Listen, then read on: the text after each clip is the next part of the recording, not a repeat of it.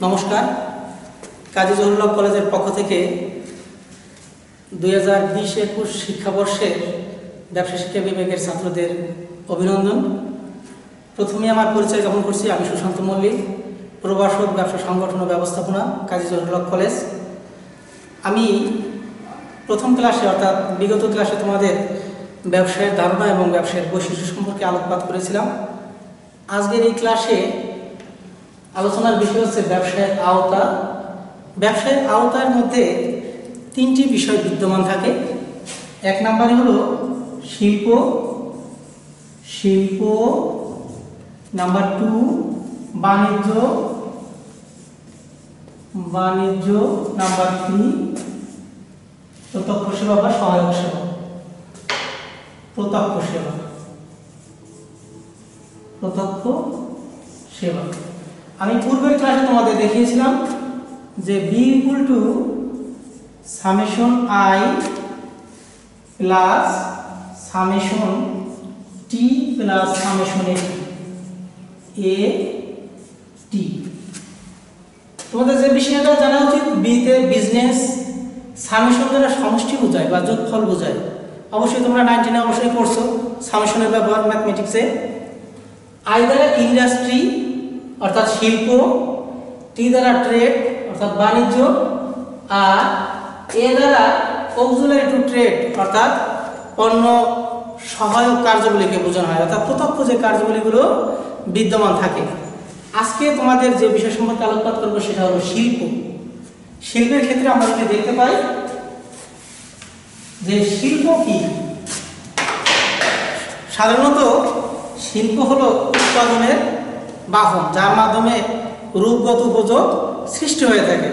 সুতরাং শিল্পের যদি আমরা ডেফিনিশন দিই, সেক্ষেত্রে আমরা বলতে পারি যে প্রকৃত প্রদত্ত সম্পদ আহরণ করে উপযোগ সৃষ্টির মাধ্যমে ব্যবহার উপযোগী করে গড়ে তোলাকেই শিল্প বলে।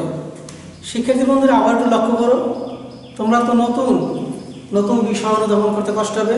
তোমাদের নতুনও বলা যায় না, কারণ 19-এ তোমরা অবশ্যই পড়ে আসছো এই বিষয়গুলো, 19-এ এগুলো ছিল।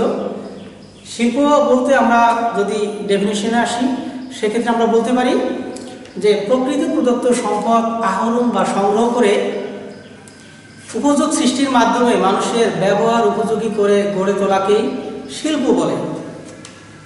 এক্ষেত্রে শিল্পের শ্রেণীবিভাগে যদি যায় যে শিল্প কত প্রকার এবং কি কি, শিল্পের শ্রেণীবিভাগ, শিল্পের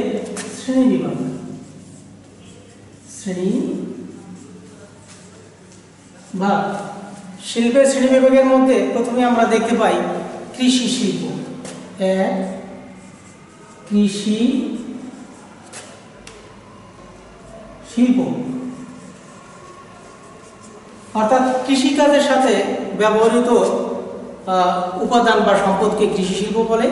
কৃষিকাজ করতে গেলে অবশ্যই উর্বর জমি লাগে, ভৌগোলিক অবস্থান লাগে, তারপর পানি লাগে, তারপর তাপমাত্রা লাগে, বৃষ্টিপাত লাগে ইত্যাদি। এই উপাদানগুলো কৃষি শিল্পের অন্তর্ভুক্ত। এই কৃষি শিল্পের মধ্যে আমাদের বাংলাদেশের প্রেক্ষাপটে 4টি উপখাত আছে। সেই 4টি উপখাতের মধ্যে 1 নম্বর হলো ফসল, নাম্বার 2 মৎস্য, নাম্বার 3 প্রাণী সম্পদ,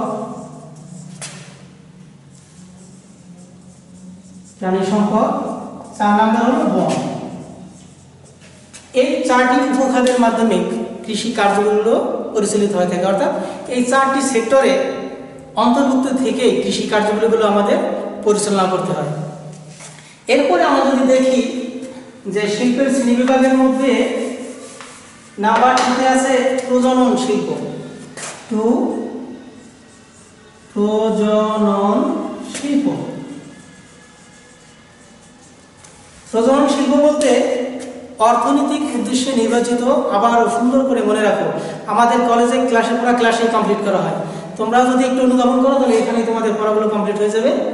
যে প্রজনন শিল্প বলতে অর্থনৈতিক উদ্দেশ্যে নির্বাচিত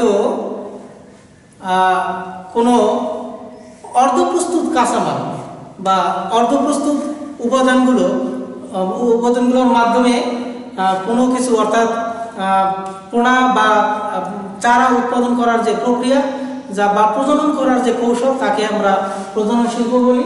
যেমন একটা মানে ডিমওয়ালা মাছ সংগ্রহ করে ইনজেকশনের মাধ্যমে অথবা ভ্যাকসিন দিয়ে আমরা কি করি দেখতে পাই যে মৎস্য অফিসার যারা তারা ডিমগুলো ছাড়িয়ে নেয় এবং সেই ডিমগুলো থেকে তারা পোনা উৎপাদন করে, যেটাকে আমরা হ্যাচারি বলে থাকি।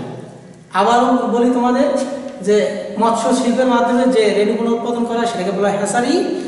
আর বৃক্ষের বীজ থেকে যে চারা উৎপাদন করা হয় সেটাকে বলা হয় নার্সারি। অনেকেই নার্সারি এবং হ্যাচারি গুলিয়ে ফেলে যে স্যার নার্সারি কোনটা হ্যাচারি কোনটা। তোমাদের অবশ্যই বুঝতে হবে নার্সারি কি আর হ্যাচারি কি। হ্যাচারি হলো অর্থাৎ মাছের পোনা উৎপাদন করার সেক্টর, আর নার্সারি হলো গাছের চারা উৎপাদন করার সেক্টর। এরপরে আমরা যেটা দেখতে পাই নিষ্কাশন শিল্প, 3 নম্বরে নিষ্কাশন শিল্প। নিষ্কাশন শিল্পের মধ্যে নিষ্কাশন শিল্প বলতে আমরা বলতে পারি বুঝতে বা ডেফিনিশন দিতে পারি যে শিল্পের মাধ্যমে ভূগর্ভ পানি এবং বায়ু থেকে সম্পদ উত্তোলন বা আহরণ করা হয় তাকে নিষ্কাশন শিল্প বলে। আমি আবারও বলি তোমাদের মুখস্থ করার জন্য যে শিল্পের মাধ্যমে ভূগর্ভ পানি এবং বায়ু থেকে সম্পদ উত্তোলন বা আহরণ করা হয় তাকে নিষ্কাশন শিল্প বলে। যেমন ভূগর্ভ থেকে আমরা খনি থেকে কয়লা উত্তোলন করি, তেল উত্তোলন করি, হ্যাঁ, বিভিন্ন দ্রব্য আমরা উত্তোলন করে থাকি, পানি থেকে আমরা মৎস্য সংগ্রহ করে থাকি ইত্যাদি। এরপরে আমরা যেটা দেখতে পাই সেটা হলো প্রস্তুত শিল্প। প্রস্তুত শিল্প অর্থাৎ যে শিল্পের মাধ্যমে রাস্তাঘাট, সেতু, ভবন নির্মাণ করা হয় সেই শিল্পটাকে বলা হয় প্রস্তুত শিল্প। আমরা একটু খেয়াল করি যে শিল্পের মাধ্যমে অর্থাৎ আমি আগে যেটা বলেছিলাম সেই প্রস্তুত শিল্প না, সেটা হলো নির্মাণ শিল্প। নির্মাণ শিল্প অর্থাৎ যে শিল্পের মাধ্যমে রাস্তাঘাট, বিল্ডিং এবং বিভিন্ন ধরনের ব্রিজ নির্মাণ করা হয় সেটা হলো নির্মাণ শিল্প। এই শিল্পের আওতায় বড় বড় ভবন, তারপর সড়ক এবং বিভিন্ন ধরনের রাস্তাঘাট, কালভার্ট নির্মাণ করা হয়। এবং 5 নম্বর যেটা আছে সেটা হলো প্রস্তুত শিল্প। প্রস্তুত শিল্প প্রস্তুত শিল্প বলতে যে শিল্পের মাধ্যমে শ্রম এবং যন্ত্রের দ্বৈত সমন্বয়ে অর্ধপ্রস্তুত কাঁচামাল পূর্ণাঙ্গ ব্যবহার উপযোগী হিসেবে গড়ে তোলা হয় তাকে বলা হয় প্রস্তুত শিল্প। আমি আবারও বলি যে শিল্পের মাধ্যমে অর্ধপ্রস্তুত কাঁচামাল, যেমন একটা শার্ট তৈরি করা হয়েছে সেটা গায়ে দেওয়া যাবে না, সেটাকে পূর্ণাঙ্গ রূপ নিতে হলে অবশ্যই শ্রম এবং যন্ত্রের সমন্বয়ে এটাকে তৈরি করতে হয়। যে কারণে আমরা ডেফিনিশনের ক্ষেত্রে বলতে পারি যে শিল্পের মাধ্যমে অর্ধপ্রস্তুত কাঁচামাল শ্রম এবং যন্ত্রের দ্বৈত সমন্বয়ে মানুষের ব্যবহার উপযোগী করে গড়ে তোলা হয় তাকে প্রস্তুত শিল্প বলে। 6 নম্বরে দেওয়া আছে সেবা পরিবেশক।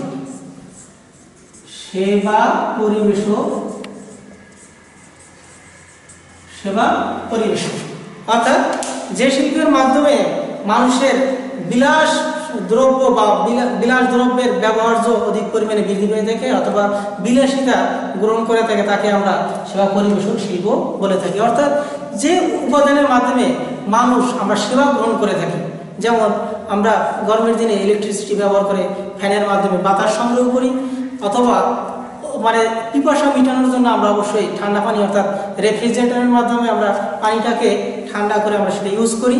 অর্থাৎ এই বিষয়গুলো হলো সেবা পরিবেশক শিল্প। আমি ক্লাসে যেটা করি তোমাদের মুখস্থ করার জন্য, দেখো আমি 2 নম্বরে অংশটা মুছে দিলাম।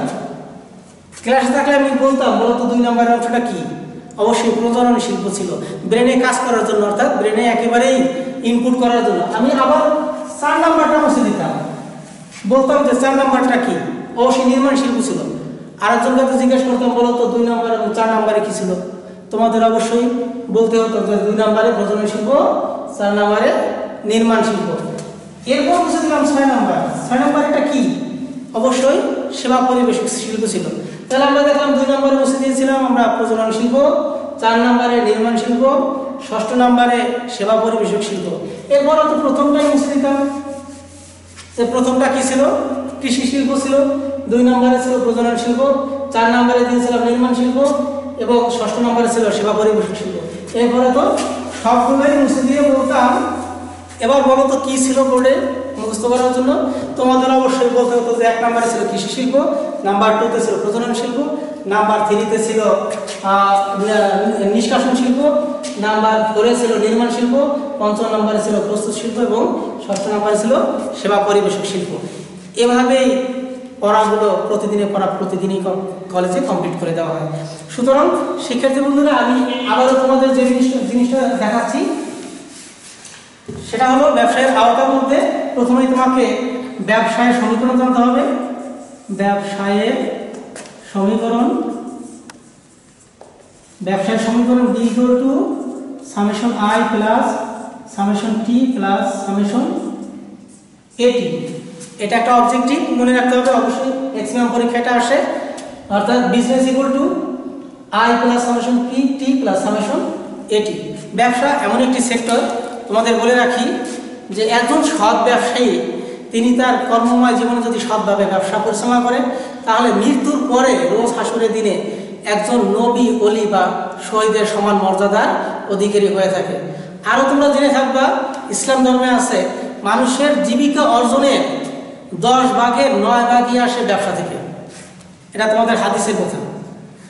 অবশ্যই কেউ ব্যবসা পরিচালনা করলে অবশ্যই যদি সে সততার সহিত ব্যবসা পরিচালনা করে তাহলে শুধু ইহকাল না পরকালেও তোমাদের সেই নবী, ওলি এবং শহীদদের সমান মর্যাদার অধিকারী হয়। এবং হিন্দু ধর্মে বলা হয় বাণিজ্য বশতে লক্ষ্মী, অর্থাৎ যদি সৎভাবে কেউ ব্যবসা পরিচালনা করে অবশ্যই লক্ষ্মী তার ভাণ্ডারে থাকে, অর্থাৎ ধন সম্পদ বৃদ্ধি পায়। সুতরাং প্রিয় শিক্ষার্থীরা, আজকের ক্লাসে ব্যবসায়ের আওতা শিল্প নিয়ে আলোচনা করলাম। তোমাদের যদি কোনো প্রতিবন্ধকতা থেকে থাকে, কোনো প্রবলেম থেকে থাকে অবশ্যই গ্রুপের মেসেঞ্জারের সাথে যোগাযোগ করবে, অর্থাৎ মেসেঞ্জারে আমাকে নক করবে, আমি সলভ করার চেষ্টা করব। এবং তোমাদের সর্বশেষ সুস্বাস্থ্য এবং মঙ্গল কামনা করে আজকের ক্লাস এখানে শেষ করছি। ধন্যবাদ সবাইকে।